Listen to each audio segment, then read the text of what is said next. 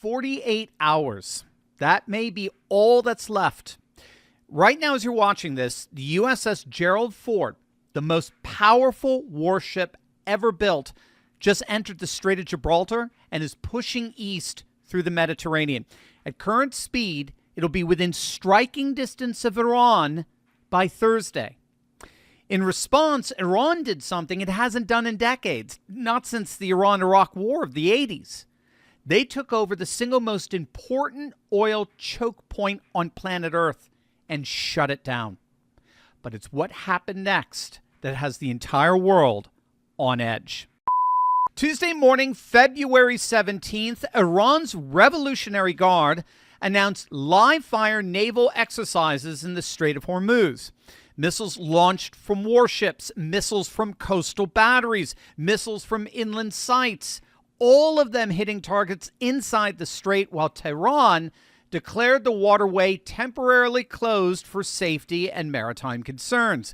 The Iranian Navy commander, Rear Admiral Tangsiri, stood on the deck of an Iranian warship and announced that Iran maintains total 24-hour intelligence surveillance over the strait, including its surface, aerial, and subsurface, and that Tehran has no red lines when it comes to controlling this waterway, meaning there's no limit to what Iran is willing to do to maintain control over the Strait of Hormuz. Analysts confirmed this is the first time Iran has announced a closure of the strait since the 1980s, when they laid mines across the channel during their war with Iraq. Back then, it took the U.S. Navy months of mine sweeping to clear the waterway. Dozens of ships were damaged. The USS Samuel B. Roberts nearly sank after hitting an Iranian mine in 1988. And what we have to understand here is that Iran just told the world they're ready to do it again if necessary. Now, here's the part that turns this from a military drill into a geopolitical chess move. At the exact same time these missiles were hitting the water, Trump's envoys, Steve Witkoff and Jared Kushner, were sitting inside the residence of the Omani envoy in Geneva, conducting the second round of indirect nuclear talks with Iran.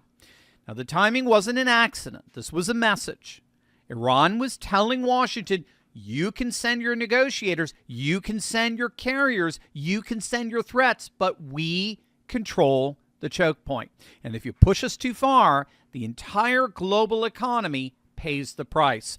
13 million barrels a day. 31% of all seaborne crude oil passes through that strait. China gets the bulk of its energy through that strait, over 80% of its oil. Same goes for India, Japan, South Korea. A prolonged closure doesn't just hurt Iran. It detonates a bomb under the entire world economy. And oil prices started climbing the very same day, just a few hours of temporary closure. Now, hours before the drill, Supreme Leader Ayatollah Khamenei delivered a message aimed squarely at the two American aircraft carriers sitting in the Arabian Sea.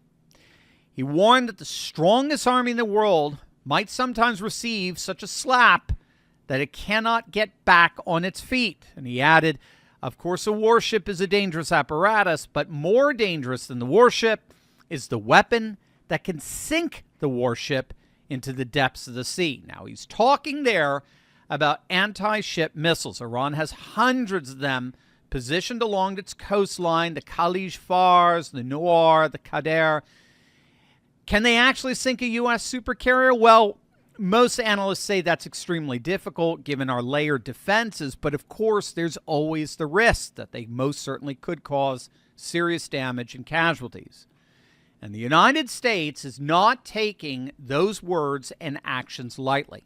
And what President Trump just did changes everything. But first, all of this geopolitical tension should remind us of something. What if the censored medicine that saved millions during the pandemic was being made mostly in China today? It's actually true. About 80% of the world's ivermectin supply comes from Asia, but not at the wellness company introducing American-made ivermectin. Safe, trusted, tested, and produced locally in the great free state of Florida.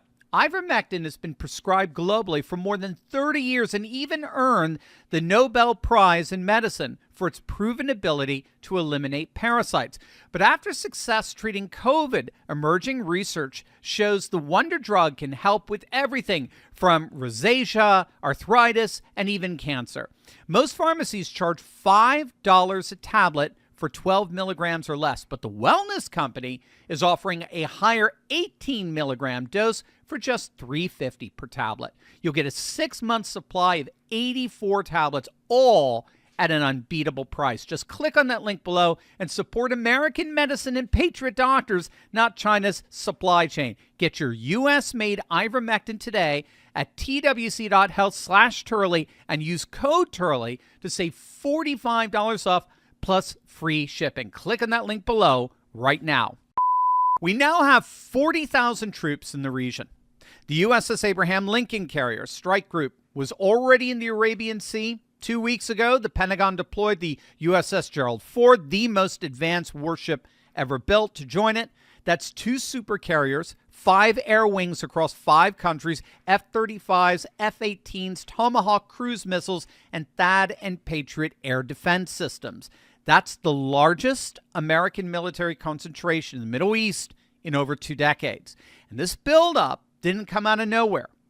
On February 3rd, just 2 weeks before the Strait closure, 6 Islamic Revolutionary Guard gunboats tried to seize a U.S.-flagged tanker in the Strait. The ship ignored their demands and continued under Navy escort. The same day, an F-35 shot down an Iranian drone that was approaching the USS Abraham Lincoln. 2 incidents, same day. Now, neither side escalated further, but CENTCOM issued a very blunt warning afterward. The U.S. military will not tolerate unsafe Islamic Guard actions, including weapons, pointed at American ships. So here's the reality. Both sides right now are flexing. Both sides have leverage. Iran can threaten the global oil supply. America can threaten Iran's existence. And both sides demonstrated this week that they're willing to go to the edge. But here's the key in all of this. With this massive U.S. military buildup, both sides are still talking. That's actually the signal. Iran's foreign minister just said that after the Geneva round of talks, that a new window had indeed opened and that both sides have agreed on guiding principles, with Iran expected to present detailed proposals within 2 weeks. Iran closed the Strait and kept talking. That's not a country that wants war. That's a country negotiating from a position of calculated aggression, showing what it could do while leaving the door open for a deal. But President Trump appears insistent that whatever deal is made is going to be made on American terms. And that is precisely where Venezuela comes in, most particularly Venezuelan oil. In fact, that's where the latest talks with Albertan separatists also come in. You see, a direct line to both Venezuelan and Albertan oil would completely insulate America from any Middle East oil shock. Iran may think it's negotiating from a position of strength in threatening the Strait. All they appear to be doing is hardening Trump's resolve to make the United States the hemispheric center of Western oil production and reserves for the entire world. And that would indeed change the entire geopolitical map in terms of the historic leverage that Middle Eastern countries have been able to levy, most especially Iran.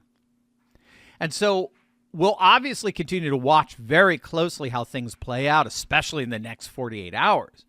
But it does appear that the positioning of so many pieces on the geopolitical chessboard are beginning to finally make total and game-changing sense. Before you go, gang, if you want to be part of a community where faith, family, and freedom come alive, check out the Courageous Patriot Club. I love for you to see what this community is all about. You can watch a free preview of Turley Walks, one of my exclusive weekly series. Head on over to turley.pub/turleywalks.